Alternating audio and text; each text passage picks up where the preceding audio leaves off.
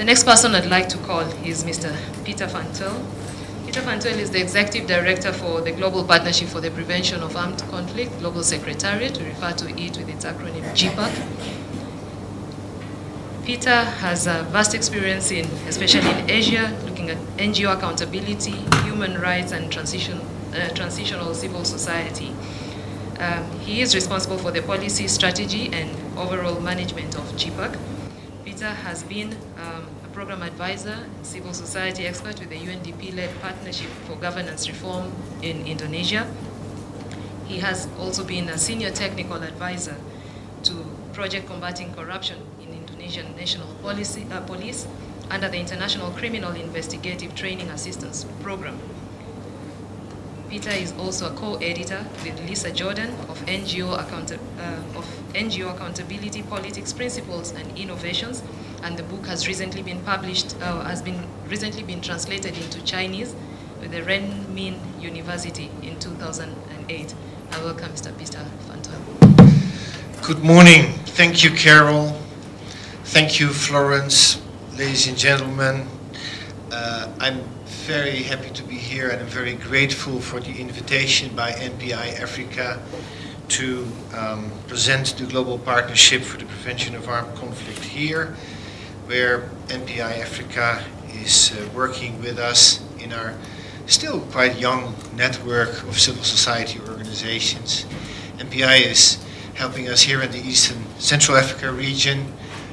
Emmanuel Bombande, who happens to be the chair of our board, is overseeing the network in West Africa, and Vasu Gounden is doing the same in the Southern African region. GPAC is an effort of civil society to look at issues of conflict and conflict prevention within a global scope. In today's world, violence, as you all know, plays out across national borders. Also, if we look at the situation in Kenya, it would be a mistake to look at Kenya alone. There are connections to issues in the regions, to Somalia, for example, and many other issues that also affect the situation here in Kenya. In GPAC, we try to create a platform, a place where civil society organizations can work together to support each other, to learn, to exchange information, to coach each other if you wish. And I have the pleasure and the honor to direct the Global Secretariat of GPAC, which is based in the Netherlands. Together, of course, we also communicate a lot with regional organizations, with the United Nations, with governments, with the private sector. Why are we here today? I think we are first of all here to support the efforts of our Kenyan friends in civil society and in the media to work towards a peaceful election. We're here to share information and experiences, and you will hear a lot more from Emmanuel and Vasu in particular about other regions in the world, other regions here and experiences here in Africa. But we're also here to learn.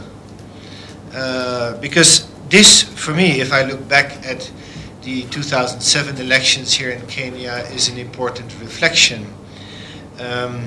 Yes, we of course mourn the victims of violence after the 2007 elections. So there is also the inspiration that we take from what has happened in Kenya after the 2007 elections. It is not only a negative story, I would say.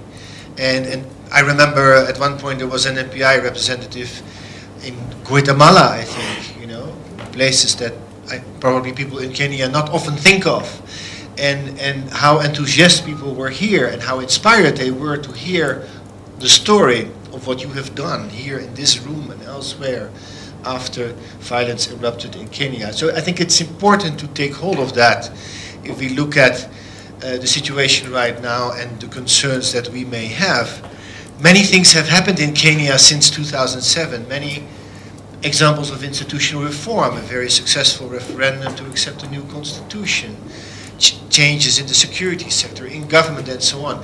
Is it enough? Well, that is a question that we can, of course, always debate, but there have definitely been a lot of developments. One of the lessons learned for us also, again, in Kenya, was how important it is that civil society and media work together. And for me, the frame to look at the relationship between civil society and media is really freedom and responsibilities. For the media, the freedom of expression is the fundamental point of departure, and as we all know, freedom of expression is not evident in many countries in the world. And for us as civil society, it's freedom of assembly and freedom of association, because apart from our families, as an individual person, we need the freedom to come together and work together to do something against poverty, to support women, to fight violence. But freedoms come with responsibilities. And I think that is the important thing to keep in mind when we have further discussions today. That we as civil society, as media, and of course also as other actors, we have to take our responsibilities when we look and when we are maybe critical about the way that the institutions do their work, or maybe not do their work or not so perfect. Because yes, Kenya still has many problems. While I was preparing myself for this mission, there are so many reports produced with what in our jargon are called conflict drivers. The conflict drivers in Kenya. There's still many. Kenya has a lot of issues in the transition that it's in. And those issues can and will not be resolved by the upcoming elections in one go, of course.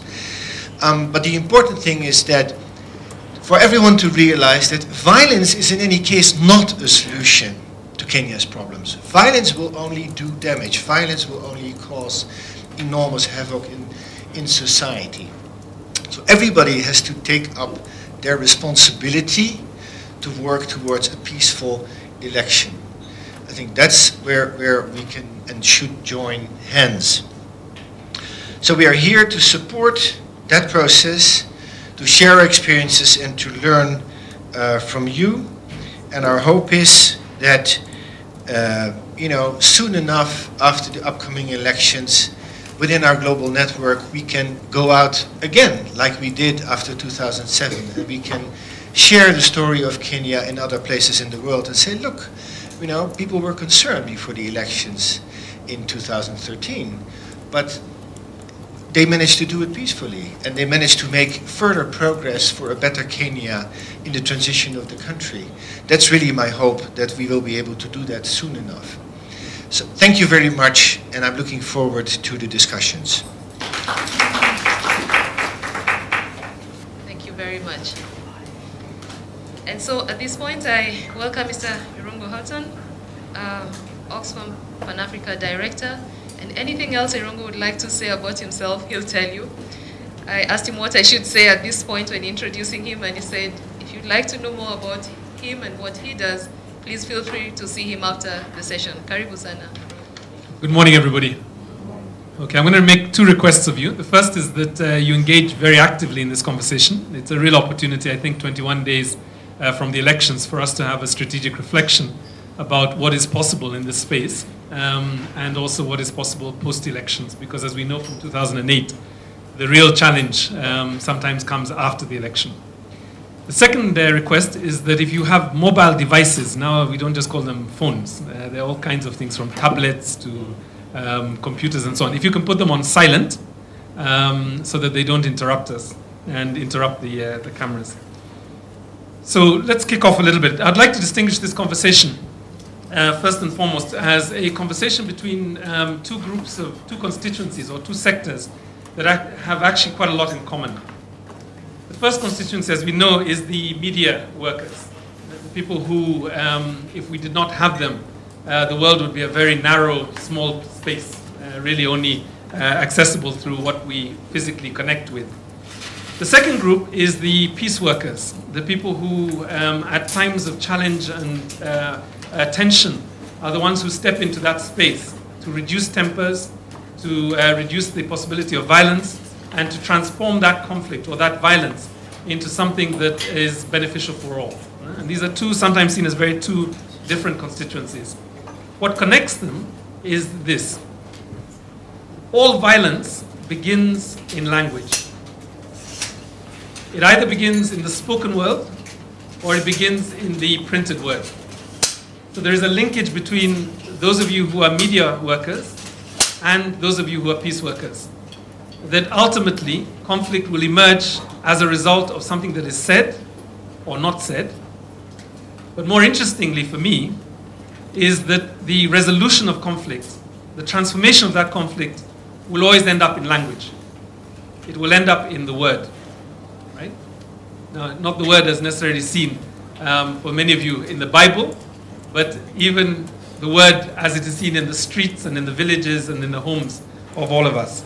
So I think there's a really interesting space we have now to think a little bit about how do we restore our credibility and our integrity, not just to the international community, but also to ourselves, that we can elect our leaders, we can mandate our leaders, and we can covenant our leaders in a way in which they are clear what their responsibility is, but they're also clear that the responsibility we bestow on them is not to mobilize us to kill each other.